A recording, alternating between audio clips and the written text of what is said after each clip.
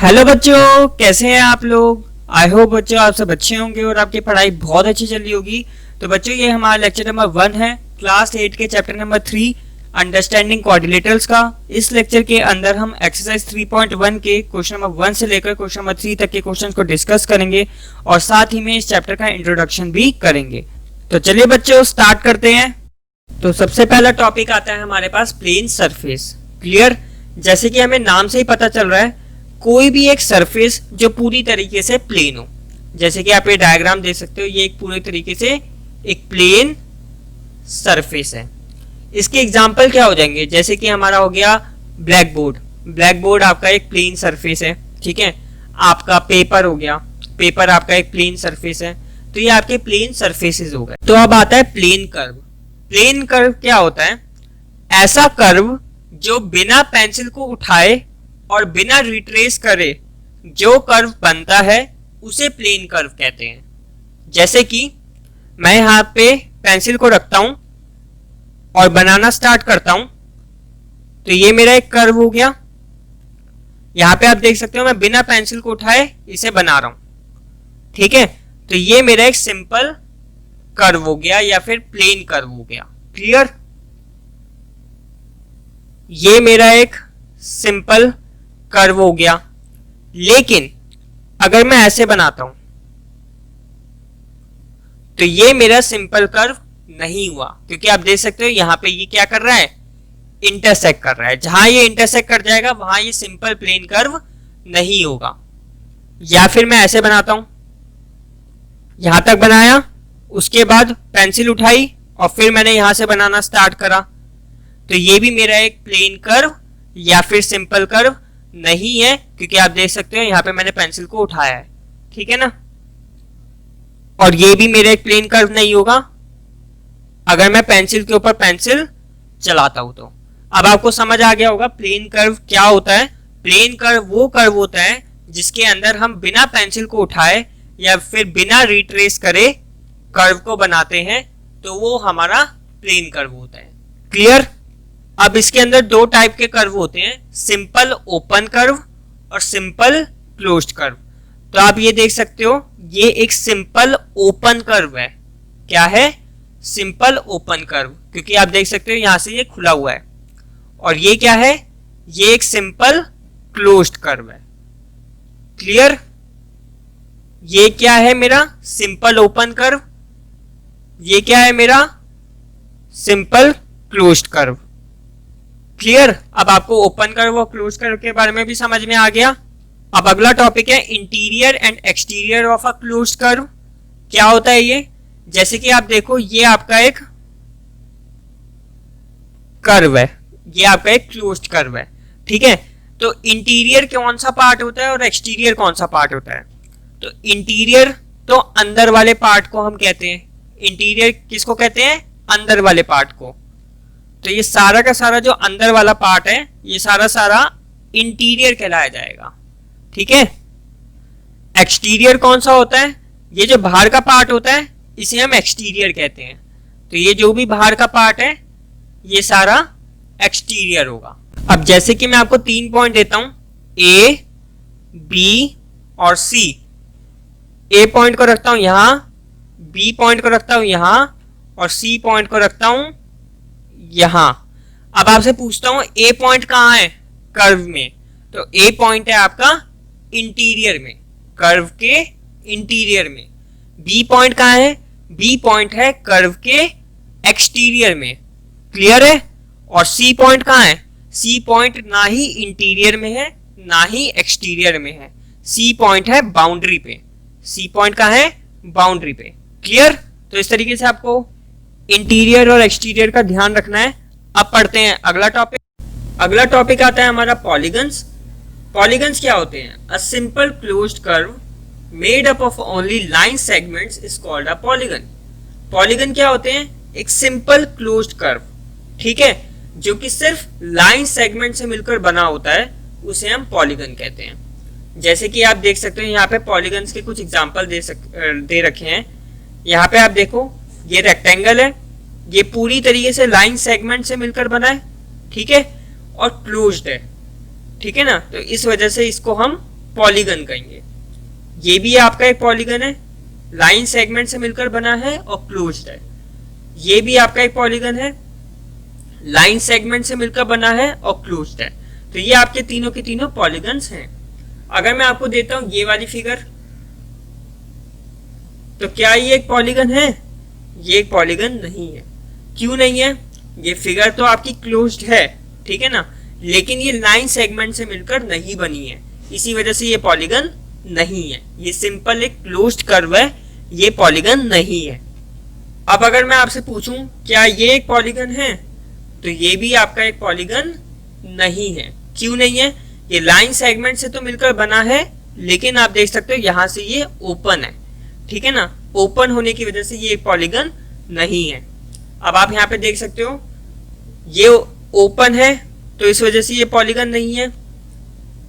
ये ओपन है, इस वजह से ये पॉलीगन नहीं है। और साथ ही साथ आप यहाँ पे देख सकते हो यहाँ पे लाइंस एक दूसरे से इंटरसेक्ट भी कर रही हैं, ठीक है ना। पॉलीगन्स में आपको एक बात और ध्यान रखनी है कि लाइन सेगमेंट्स आपस में इंटरसेक्ट ना करें, ठीक है ना। तो आप यहाँ पे देख सकते हो लाइन सेगमेंट्स आपस में इंटरसेक्ट कर रही हैं, यहाँ पर लाइन सेगमेंट्स आपस में इंटरसेक्ट कर रही हैं, इस वजह से ये तीनों के तीनों आपके पॉलीगन नहीं है। क्लियर? पॉलीगन अब आपको अच्छे से क्लियर हो गया होगा। अब आप देख सकते हो इस टेबल में पॉलीगन्स के कुछ एग्जाम्पल दे रखे हैं। 3 साइड से हम सबसे छोटा पॉलीगन, जिसको हम ट्राइंगल कहते हैं, वो बना सकते हैं। 4 साइड से हम एक क्वाड्रिलेटरल बना सकते हैं। 5 साइड से हम पेंटागन बना सकते हैं। इसी तरीके से हम अलग अलग टाइप के पॉलीगन्स बना सकते हैं, ठीक है ना। अब आपको एक बात यहाँ पे और ध्यान रखनी है, पॉलीगन को बनाते वक्त आपको मिनिमम 3 साइड्स की जरूरत पड़ती है, ठीक है ना। आप 2 साइड से या 1 साइड से एक पॉलीगन नहीं क्रिएट कर सकते। क्यों नहीं क्रिएट कर सकते? अब जैसे कि मैं 2 साइड से क्रिएट करने की कोशिश करता हूं, एक लाइन सेगमेंट ये रही, एक लाइन सेगमेंट ये रही, क्या ये क्लोज हुआ? नहीं हुआ ना, ये क्लोज्ड। 2 लाइन सेगमेंट से मैं इसको क्लोज नहीं कर पाया, इस वजह से ये एक पॉलीगन नहीं बन पाया। पॉलीगन में क्या कंडीशन है कि आपका वो क्लोज्ड होना चाहिए। तो आप 2 लाइन सेगमेंट से या 1 लाइन सेगमेंट से आप कभी भी क्लोज नहीं कर पाओगे, इसी वजह से 2 लाइन सेगमेंट से या 1 लाइन सेगमेंट से हम एक पॉलीगन नहीं बना सकते। हमें एक पॉलीगन को बनाने के लिए मिनिमम 3 साइड्स चाहिए, और 3 साइड से आप कौन सा पॉलीगन बना सकते हो? ट्राइंगल, जिसको हम सबसे छोटा पॉलीगन कहते हैं। उसके बाद आप अपनी मन मर्जी जितनी मर्जी साइड्स लेना चाहते हो आप ले सकते हो। आप 10 साइड्स का भी एक पॉलीगन बना सकते हो, 20 साइड्स का भी एक पॉलीगन बना सकते हो, 50 साइड्स का भी एक पॉलीगन बना सकते हो। क्लियर? तो अब करते हैं अगला टॉपिक, डायगोनल्स। डायगोनल्स हमारा अगला टॉपिक है। अ diagonal is a line segment connecting 2 non consecutive vertices of a polygon. क्या मतलब हुआ इसका? कि डायगोनल वो लाइन सेगमेंट होती है जो कि एक पॉलीगन के अंदर 2 नॉन कॉन्जिक्यूटिव वर्टिसेस को जोड़े। नॉन कॉन्जिक्यूटिव यानी कि आप अपोजिट भी इसको समझ सकते हो, ठीक है ना। जैसे कि अगर आप इस फिगर में आओ तो S का अपोजिट वर्टेक्स कौन सा हो गया? Q। तो S और Q को जो जोड़ रही है लाइन सेगमेंट, ये वाली, ये हमारा क्या है? एक डायगोनल है। ऐसे ही P के अपोजिट कौन सा है? R, ठीक है ना। तो इसको जो लाइन सेगमेंट जोड़ रही है ये आपका क्या है? एक डायगोनल है। क्लियर? एक पॉलीगन के अंदर 2 नॉन कॉन्जिक्यूटिव वर्टिसेस या फिर अपोजिट वर्टेक्स भी एक तरीके से आप कह सकते हो, उनको जो लाइन सेगमेंट जोड़े उसको डायगोनल कहते हैं। अब अगर इस फिगर में देखो, D आपका वर्टेक्स अगर मैं लूं तो D के अपोजिट 2 आ रहे हैं। एक तो आ रहा है ये A, एक तो आ रहा है ये B। तो D से लेकर A तक ये जो लाइन सेगमेंट आई आपकी ये वाली, और D से लेकर B तक ये जो लाइन सेगमेंट आई ये वाली, ये दोनों क्या है? डायगोनल्स हैं। क्लियर? अगर मैं E को लूं तो E के अपोजिट भी 2 वर्टेक्स हैं। E के अपोजिट आ रहा है C और एक आ रहा है B, ठीक है ना। C आ रहा है और B आ रहा है। तो इन दोनों को जो जोड़ रही है, EB को जो जोड़ रही है ये वाली लाइन सेगमेंट, और EC को जो जोड़ रही है ये वाली लाइन सेगमेंट, ये आपका क्या है? डायगोनल। क्लियर? अब अगला टॉपिक आता है टाइप्स ऑफ पॉलीगन। इसमें बेसिकली 4 टाइप के पॉलीगन्स होते हैं: convex polygon, concave polygon, regular polygon और इर्रेगुलर पॉलीगन। क्या फर्क होता है चारों में? यहाँ पर आप कुछ कॉन्वेक्स पॉलीगन्स को देख सकते हो, यहाँ पे आप कुछ कॉनकेव पॉलीगन्स को देख सकते हो। अगर आप इनको ध्यान से देखो तो इसमें आपको एक मेजर डिफरेंस मिलेगा। क्या है वो डिफरेंस? कि कॉन्वेक्स पॉलीगन्स के अंदर सारे के सारे एंगल्स 180 डिग्री से छोटे होते हैं, लेस देन 180 डिग्री। सारे के सारे एंगल 180 डिग्री से छोटे होंगे। जैसे आप देख सकते हो, इसमें आप कोई भी एंगल को ले लो, जैसे इस फिगर को अगर हम ले लें तो कोई भी एंगल को आप ले लो, ये सारे के सारे आपको 180 डिग्री से छोटे मिलेंगे। अगर आप इसको देखते हो, ये आपका एक रेक्टेंगल है, चारों के चारों एंगल यहाँ पे आपको 90 डिग्री के मिलेंगे, ठीक है ना। तो आप कॉन्वेक्स पॉलीगन में से कोई भी पॉलीगन उठा लो, आपको सारे के सारे एंगल 180 डिग्री से छोटे मिलेंगे। अब कॉनकेव पॉलीगन में क्या होता है कि जो एक एंगल होता है, सारे के सारे एंगल्स की बात नहीं कर रहा मैं यहाँ पे, सिर्फ एक एंगल की बात कर रहा हूं। एक एंगल जो है यहाँ पे मोर देन 180 डिग्री मिलेगा, ठीक है ना। अब जैसे कि आप इस पॉलीगन में देखो तो आपको ये वाला एंगल 180 डिग्री से ज्यादा मिला, इस पॉलीगन को देखो तो आपको यहाँ पे 180 डिग्री से ज्यादा मिला, यहाँ पर 180 डिग्री से ज्यादा मिला, यहाँ पर 180 डिग्री से ज्यादा मिला। मतलब कॉनकेव पॉलीगन में क्या होगा कि मिनिमम एक एंगल आपका जरूर होगा जो आपका 180 डिग्री से बड़ा होगा। क्लियर? तो अब एक डिफरेंस और है कॉन्वेक्स और कॉनकेव पॉलीगन्स के बीच में। क्या है वो डिफरेंस? अगर मैं कॉन्वेक्स पॉलीगन में डायगोनल बनाता हूं तो वो हमेशा डायगोनल पॉलीगन के अंदर आएगा। कैसे आएगा? देखो, जैसे कि अगर मैं इसको लूं, इसके डायगोनल्स बनाता हूं तो ये एक डायगोनल बना, ये एक डायगोनल बना, ये एक डायगोनल बना, और आप देख सकते हो इसके सारे डायगोनल पॉलीगन के अंदर आ रहे हैं। अगर इसके बनाता हूं, एक ये बन गया, एक ये बन गया, तो डायगोनल कहाँ आ रहे हैं? अंदर आ रहे हैं। तो कॉन्वेक्स पॉलीगन में डायगोनल हमेशा अंदर आते हैं, लेकिन कॉनकेव पॉलीगन में ऐसा नहीं होता। इसमें क्या होता है, एक आध डायगोनल जो है पॉलीगन के बाहर भी आता है। जैसे कि आप देख सकते हो, अगर मैं इन दो वर्टेक्स को जोड़ता हूं तो ये देखो डायगोनल मेरा बाहर आ गया, इन वर्टेक्स को जोड़ता हूं तो मेरा डायगोनल बाहर आ गया, इनको जोड़ू तो मेरा बाहर आ गया, इनको जोड़ू तो मेरा बाहर आ गया। तो इसमें एक आध डायगोनल होगा जो कि पॉलीगन के बाहर आएगा, इस वजह से इसको हम कॉनकेव पॉलीगन्स भी कहते हैं। तो ये आपको मेजर डिफरेंस याद रखना है कॉन्वेक्स और कॉनकेव पॉलीगन के बीच में। अब आता है रेगुलर और इर्रेगुलर पॉलीगन। दोनों में बस छोटा सा डिफरेंस है। रेगुलर पॉलीगन के अंदर क्या होता है, सारी साइडें और सारे एंगल इक्वल होते हैं। रेगुलर पॉलीगन में क्या होगा, सारी साइडें और सारे एंगल इक्वल होंगे। लेकिन इर्रेगुलर पॉलीगन में क्या होगा, साइडें और एंगल इक्वल नहीं होंगे। जैसे कि हम यहाँ पे रेगुलर पॉलीगन के दो एग्जांपल देख सकते हैं। अगर इसको देखें तो ये आपका एक पेंटागन है और इसमें आप देख सकते हो सारी साइडें इक्वल है, साथ ही में सारे एंगल्स भी इक्वल हैं। ये आपका एक हेक्सागन है, इसमें भी सारे एंगल्स इक्वल हैं और सारी साइडें इक्वल हैं। तो ये आपके क्या है, रेगुलर पॉलीगन्स। ये आपके इर्रेगुलर पॉलीगन्स है। आप देख सकते हो इनमें क्या है, साइडें और एंगल इक्वल नहीं है। जैसे कि आप इस फिगर को अगर देखो तो ये वाली साइड और ये वाली साइड तो इक्वल है, लेकिन ये वाली साइड, ये वाली साइड, ये वाली साइड, ये तीनों की तीनों डिफरेंट है।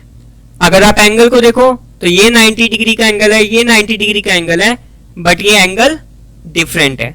तो इस वजह से ये आपका क्या है, एक इर्रेगुलर पॉलीगन है। आप यहां पर भी देख सकते हो एंगल्स अलग अलग हैं, ठीक है ना।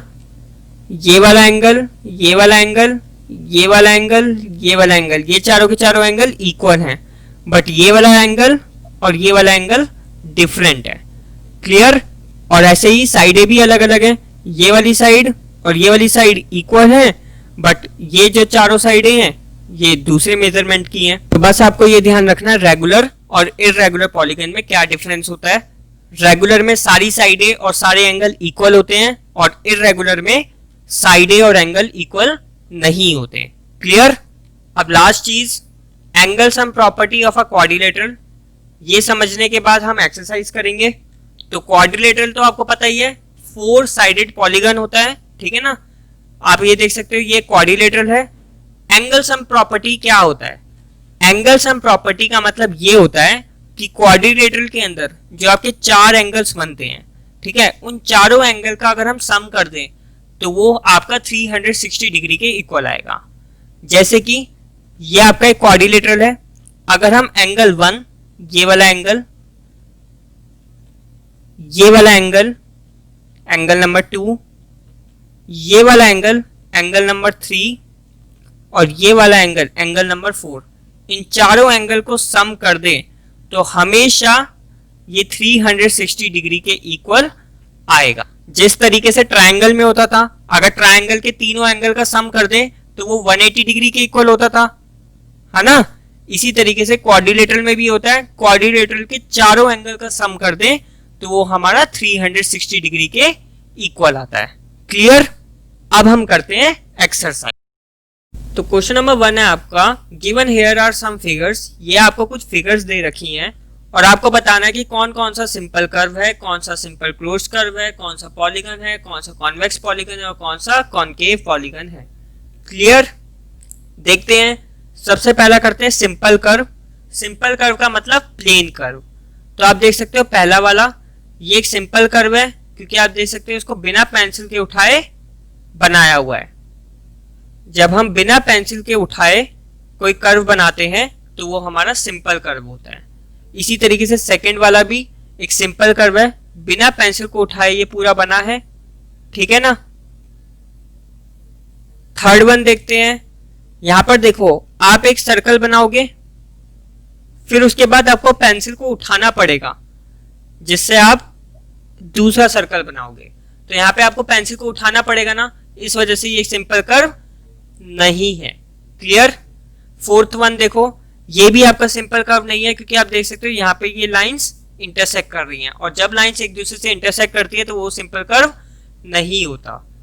फिफ्थ वन देखो, ये आपका एक सिंपल कर्व है क्योंकि आप देख सकते हो बिना पेंसिल को उठाए इसको बनाया गया है। 5। सिक्स्थ वन देखो, ये भी आपका एक सिंपल कर्व है, जब आप इसको बनाओगे तो आपको पेंसिल को उठाने की जरूरत नहीं है, ये बिना पेंसिल को उठाए ही पूरा बन जाएगा। तो ये भी एक सिंपल कर्व है। 7th वाला, ये भी एक सिंपल कर्व है, आप देख सकते हो बिना पेंसिल के उठाए ये बन जाएगा। तो अब आता है 8th पार्ट। क्या ये आपका सिंपल कर्व है? तो ये आपका सिंपल कर्व नहीं है। क्यों नहीं है? ध्यान से देखना। अगर मैं इसको बनाता हूं इस पॉइंट से, ठीक है, इस पॉइंट से बनाना स्टार्ट करता हूं, ये बनाया, अगर मैं यही रुक जाता तो ठीक था, लेकिन यहां पे क्या करा मैंने, मैं वापस इस पॉइंट पे आया, ठीक है ना, और इस पॉइंट पे आने के बाद फिर मैंने ये लाइन बनाई, ठीक है ना। तो ये जो पॉइंट है आपका, ये इसके ऊपर मैं 2 बार आया, 2 बार पेंसिल को लाया, तो यहां पे मैंने क्या कर दिया, रीट्रेस कर दिया, ठीक है ना। अगर हम किसी कर्व में रीट्रेस करते हैं, ठीक है ना, तो वो हमारा सिंपल कर्व नहीं रहता। तो इस वजह से ये हमारा सिंपल कर्व नहीं है। क्लियर। क्योंकि यहाँ पे रीट्रेसिंग हो गई। बी पार्ट को करते हैं सिंपल क्लोज्ड कर्व। मतलब हमें ऐसे कर्व बताने हैं जो कि सिंपल कर्व तो हो, साथ ही साथ क्लोज्ड भी हो। तो आप देख सकते हो फर्स्ट वाला सिंपल कर्व है, साथ ही साथ ये क्लोज्ड भी है, तो 1 आ जाएगा इसका। सेकंड देख सकते हो, ये भी आपका सिंपल है और क्लोज्ड भी है। थर्ड देखो, ये आपका सिंपल कर्व नहीं है, तो इस वजह से ये सिंपल क्लोज्ड कर्व में भी नहीं आएगा। फोर्थ वाला, ये भी सिंपल कर्व नहीं है, तो इस वजह से ये सिंपल क्लोज्ड कर्व में भी नहीं आएगा। फिफ्थ वाला देखो, ये एक सिंपल कर्व है और साथ ही साथ क्लोज्ड भी है, तो इस वजह से यहां पर आएगा। सिक्स्थ वाला सिंपल भी है और क्लोज्ड भी है, 6 आ जाएगा, ठीक है। 7th वाले को देखो, सिंपल भी है और क्लोज्ड भी है। 8th वाला देखो, सिंपल कर्व है ही नहीं, तो इस वजह से सिंपल क्लोज्ड कर्व की कैटेगरी में भी नहीं आएगा। सी है पॉलीगन। अब पॉलीगन कौन से होते हैं? जो क्लोज्ड कर्व होते हैं और पूरी तरीके से लाइन सेगमेंट से मिलकर बने होते हैं। तो आप देख सकते हो इसको, फर्स्ट वाले को क्लोज्ड भी है और पूरी तरीके से लाइन सेगमेंट से मिलकर बना हुआ है, तो यहाँ पे फर्स्ट आपका एक पॉलीगन है। सेकंड वाला देखो, क्लोज्ड भी है और पूरी तरीके से लाइन सेगमेंट से मिलकर बना हुआ है, सेकंड वाला भी आपका एक पॉलीगन है। थर्ड वाला देखो क्लोज तो है लेकिन ये लाइन सेगमेंट से मिलकर नहीं बना हुआ, तो इस वजह से ये पॉलीगन नहीं है। ये देखो लाइन सेगमेंट से मिलकर बना हुआ है लेकिन यहाँ पे क्या हो रहा है, लाइन सेगमेंट्स आपस में इंटरसेक्ट कर रही हैं, जिस वजह से ये पॉलीगन नहीं है। फिफ्थ वाला देखो लाइन सेगमेंट से मिलकर नहीं बना हुआ। सिक्स्थ वाला देखो लाइन सेगमेंट कर्व्स भी आ रहे हैं, यहाँ पे देखो लाइन सेगमेंट तो है, यहां से लेकर यहां तक लाइन सेगमेंट है लेकिन साथ ही साथ कर्व्स भी आ रहे हैं यहाँ पे, जिस वजह से ये एक पॉलीगन नहीं है। यहाँ पर सेवंथ वाले में देख सकते हो कर्व आ रहा है आपका, ये पूरा का पूरा आपका ये एक कर्व है, तो इस वजह से ये पॉलीगन नहीं है। एट्थ वाला देखो यहाँ पर भी कर्व है, यहाँ पर भी कर्व है, और आपको पता है जिस फिगर के अंदर कर्व आ जाए वो पॉलीगन नहीं होता, तो सिर्फ फर्स्ट और सेकंड यही दो आपके पॉलीगन है। डी पार्ट है कॉन्वेक्स पॉलीगन और ई पार्ट है कॉनकेव पॉलीगन। तो पॉलीगन तो आपके दो ही हैं, फर्स्ट और सेकंड। इन दोनों में से हमें बताना है कि कौन सा कॉन्वेक्स पॉलीगन है और कौन सा कॉनकेव पॉलीगन है। तो कॉन्वेक्स पॉलीगन कौन सा होता था, जिसके अंदर डायगोनल्स अंदर बनते थे और सारे के सारे एंगल 180 डिग्री से छोटे होते थे।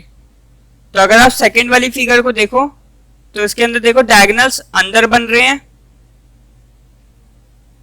है ना, और सारे के सारे एंगल 180 डिग्री से छोटे हैं, तो ये आपका एक कॉन्वेक्स पॉलीगन है। फर्स्ट वाला देखो इसके अंदर क्या हो रहा है, इसके अंदर एक डायगोनल जो है इसका बाहर बन रहा है, पॉलीगन के बाहर बन रहा है, और इसके अंदर एक एंगल आप देख सकते हो, ये वाला एंगल 180 डिग्री से बड़ा है। और ऐसा किस में होता है, कॉनकेव पॉलीगन के अंदर होता है, ठीक है ना। कॉनकेव पॉलीगन में एक डायगोनल पॉलीगन से बाहर बनता है और जो एंगल होता है वो एक 180 डिग्री से बड़ा होता है, तो ये आपका एक कॉनकेव पॉलीगन है। क्लियर। अब करते हैं हम अगला क्वेश्चन। तो क्वेश्चन नंबर 2 है आपका, how many diagonals does each of the following have. ठीक है, तो यहाँ पे आपको कुछ फिगर्स के नाम दे रखे हैं और आपको ये बताना है कि इनके कितने डायगोनल्स बन सकते हैं। जैसे कि सबसे पहला पार्ट है कॉन्वेक्स क्वाड्रिलेटरल। एक कॉन्वेक्स क्वाड्रिलेटरल बनाना है आपको और फिर ये पता लगाना है कि कितने डायगोनल्स उसमें बन सकते हैं। क्वाड्रिलेटरल यानी कि एक 4 साइडेड फिगर। तो मैंने यहाँ पे कॉन्वेक्स क्वाड्रिलेटरल बनाया है A B C D. Convex का मतलब क्या हुआ कि सारे के सारे एंगल 180 डिग्री से छोटे होने चाहिए और जो एक डायगोनल है वो सब क्वाड्रिलेटरल के अंदर बनने चाहिए। क्लियर। तो ये हमारे कॉन्वेक्स क्वाड्रिलेटरल है। इसके अगर मैं डायगोनल बनाऊं तो कैसे बनेंगे, एक तो ए और सी को बनेगा इस तरीके से, ए पॉइंट और सी पॉइंट को टच करता हुआ। एक डायगोनल बनेगा बी और डी के बीच में, तो ये आपका दूसरा डायगोनल हो गया, ठीक है ना। तो इसके कितने डायगोनल बन सकते हैं, 2 डायगोनल्स बन सकते हैं। अगर हम एक और कॉन्वेक्स क्वाड्रिलेटरल लें, ये हमने लिया है कॉन्वेक्स क्वाड्रिलेटरल, तो इसके भी अगर आप डायगोनल बनाने पे आओगे तो इसके भी कितने डायगोनल बनेंगे, 2 ही डायगोनल बनेंगे इस तरीके से, ठीक है ना। तो आपको क्या पता चल रहा है यहाँ पे, कॉन्वेक्स क्वाड्रिलेटरल के मैक्स टू मैक्स 2 ही डायगोनल बन सकते हैं। क्लियर। बी पार्ट है अ रेगुलर हेक्सागन। हमें यहाँ पे एक हेक्सागन बनाना है, तो ये आपका एक रेगुलर हेक्सागन है, ठीक है। इसका नाम ले लेते हैं A B C D E F. अब आपको इसके डायगोनल्स बनाने हैं, तो आपको क्या करना है, 2 नॉन कॉन्सिक्यूटिव वर्टेक्स को जोड़ते हैं, ठीक है। तो ई जुड़ेगा सी के साथ इस तरीके से, ई जुड़ेगा बी के साथ इस तरीके से, ई जुड़ेगा ए के साथ। तो इस तरीके से ई के 3 डायगोनल्स बन जाएंगे। अब बनाते हैं डी के, ठीक है ना। डी जुड़ेगा बी के साथ, ए के साथ और एफ के साथ। डी जुड़ा बी के साथ, डी जुड़ा ए के साथ, डी जुड़ा एफ के साथ, ठीक है। तो टोटल अभी तक 6 डायगोनल्स हो गए। अब सी को जोड़ते हैं, सी जुड़ेगा ए के साथ, ठीक है ना। सी जुड़ेगा एफ के साथ, सी जुड़ेगा ई के साथ, ई के साथ ऑलरेडी यहाँ पे देख सकते हो आप जुड़ा हुआ है। तो ये हमारे सी के डायगोनल्स हो गए। अब हमें बी के बनाने हैं। बी का बनेगा एफ के साथ, इस तरीके से। बी का जुड़ेगा ई के साथ, ऑलरेडी जुड़ा हुआ है। बी का जुड़ेगा डी के साथ, ऑलरेडी जुड़ा हुआ है। इसी तरीके से ए के भी ऑलरेडी जुड़े हुए हैं, एफ के भी ऑलरेडी जुड़े हुए हैं और ई के भी ऑलरेडी जुड़े हुए हैं। तो टोटल हमने यहाँ पे कितने डायगोनल्स बनाए? हमने यहाँ पे टोटल 9 डायगोनल्स बनाए हैं, ठीक है ना। ई से हमने 3 डायगोनल बनाए, डी से हमने 3 डायगोनल बनाए, सी से हमने 2 डायगोनल बनाए और बी से हमने 1 डायगोनल बनाया। क्लियर? तो इस तरीके से टोटल हमने 9 डायगोनल्स रेगुलर हेक्सागन में बनाए। क्लियर? इससे ज्यादा नहीं बन सकते। अब आते हैं ट्रायंगल के ऊपर। तो ये मेरा एक ट्रायंगल है ए बी सी, ठीक है। अगर मैं ए वाले को लेता हूं, इस वर्टेक्स को लेता हूं, तो आप देखोगे यहां पे बी वर्टेक्स और सी वर्टेक्स, बी और सी दोनों के दोनों ही कॉन्जिक्यूटिव हैं ए के, है ना। यहां पर जाएं तो ए के बाद ही बी आ रहा है और यहां पर जाएं तो ए के बाद ही सी आ रहा है। तो बी और सी दोनों के दोनों कॉन्जिक्यूटिव हैं। अगर मैं बी वर्टेक्स को लेता हूं तो बी के बाद ए आता है और बी के बाद सी आता है, ठीक है ना। तो बी से ए भी कॉन्जिक्यूटिव है, सी भी कॉन्जिक्यूटिव है।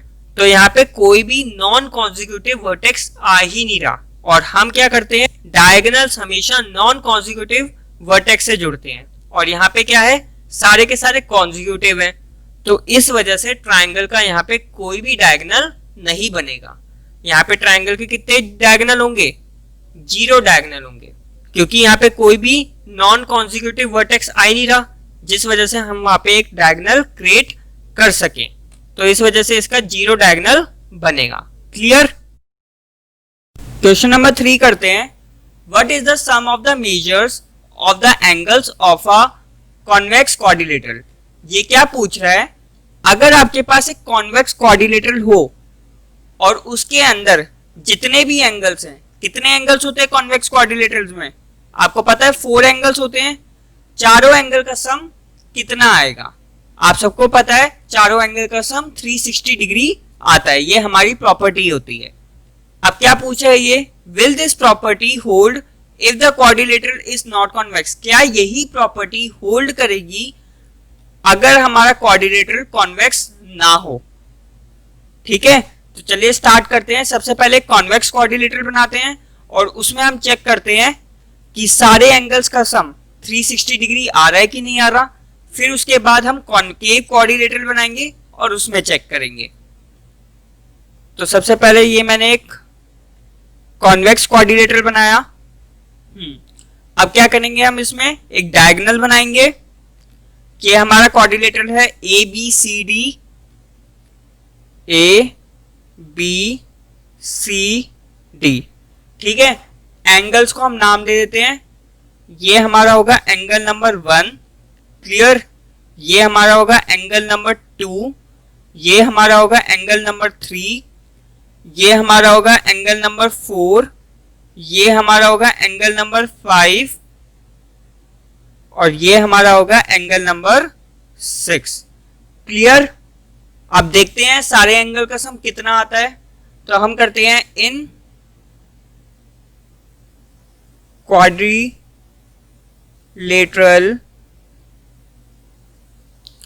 ए बी सी डी, सारे एंगल्स का सम कर देते हैं।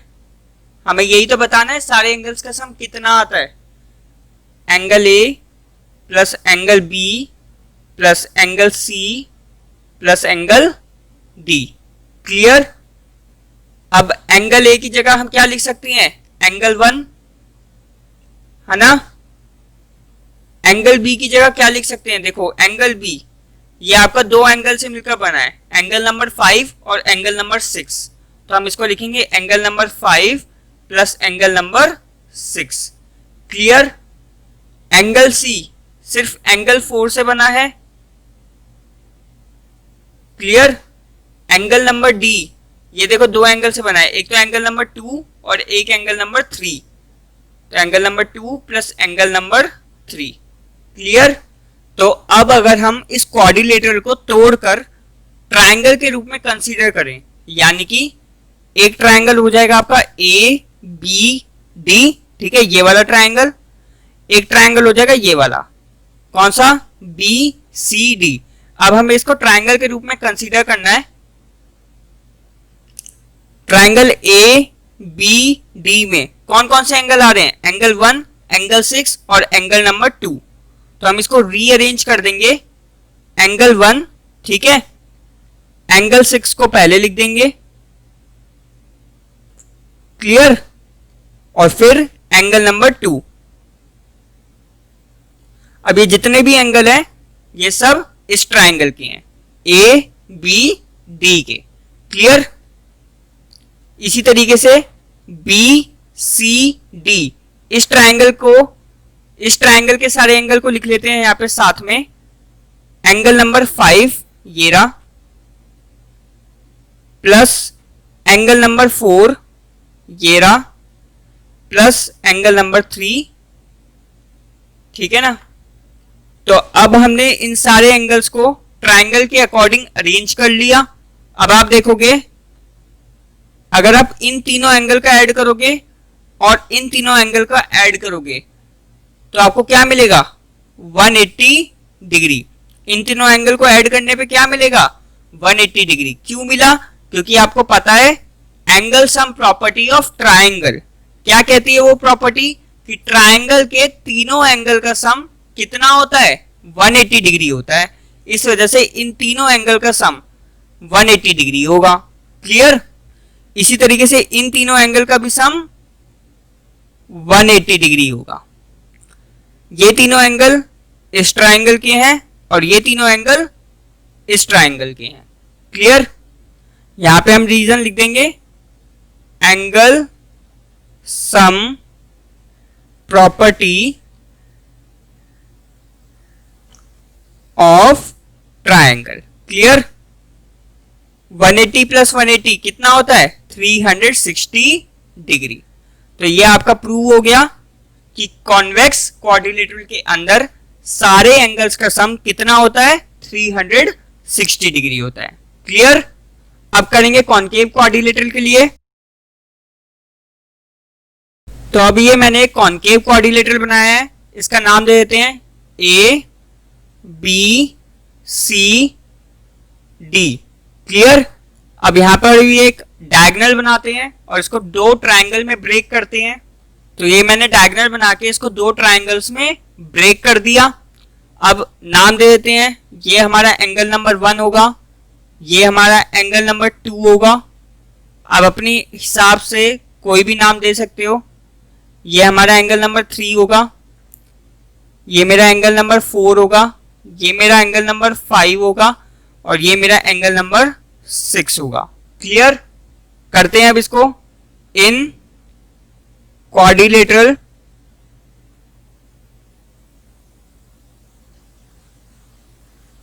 क्या नाम है क्वाड्रिलेटरल का, ए बी सी डी। हमें क्या कर देना है, सारे एंगल्स का सम कर देना है। Angle A plus angle B plus angle C plus angle D. Angle A कितना है, एंगल नंबर 1। एंगल बी देखो दो एंगल से मिलकर बना हुआ है, एंगल नंबर 2 और एंगल नंबर 6। तो angle 2 plus angle 6। Angle C angle 5 है आपका, और एंगल नंबर डी आपका देखो दो एंगल से मिलकर बना हुआ है, एंगल 3 और एंगल 4, क्लियर। अब हम इसको ट्रायंगल वाइज अरेंज करेंगे। तो देखो इस ट्रायंगल पे आ जाओ, ए डी बी, ठीक है, इस वाले ट्रायंगल पे। तो ए डी बी में तीन एंगल आ रहे हैं, एंगल 1, एंगल नंबर 3 और एंगल नंबर 2। तो angle 1 plus angle 3 plus angle 2, ठीक है ना, ये वाला और ये वाला, क्लियर। अब इस ट्रायंगल में आ जाओ, D C B. D C B में कौन से एंगल आ रहे हैं, एंगल 5, एंगल 4, एंगल 6, एंगल 4 और एंगल 6, ठीक है, ये आपके ट्रायंगल वाइज हो गए। क्लियर? अब इन तीनों एंगल का सम आपको पता है कितना होगा, 180 डिग्री।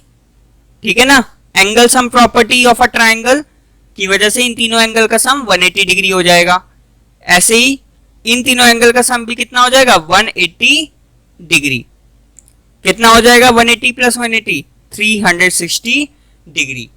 यहां पे रीजन क्या लिखेंगे, angle sum property of triangle. Clear? तो आपने यहां पे ये चीज नोटिस करी, चाहे हम कॉन्वेक्स क्वाड्रिलेटरल ले चाहे हम कॉनकेव क्वाड्रिलेटरल ले, दोनों क्वाड्रिलेटरल के अंदर हमें एंगल का सम कितना मिलेगा, 360 डिग्री मिलेगा। ठीक है, तो बस इस वीडियो में इतना ही। अगर आपको किसी भी क्वेश्चन में डाउट हो तो प्लीज नीचे कमेंट करना, मैं आपके कमेंट का आंसर जल्द से जल्द देने की कोशिश करूंगा। अगर आपको ये वीडियो पसंद आई हो तो प्लीज वीडियो को लाइक कर देना, और अभी तक अगर आपने इस चैनल को सब्सक्राइब नहीं करा तो प्लीज चैनल को सब्सक्राइब कर दो, और साथ ही में नोटिफिकेशन बेल को भी दबा देना ताकि आने वाली वीडियोस की अपडेट आपको मिलती रहे। So thanks for watching, keep supporting, keep loving, keep growing.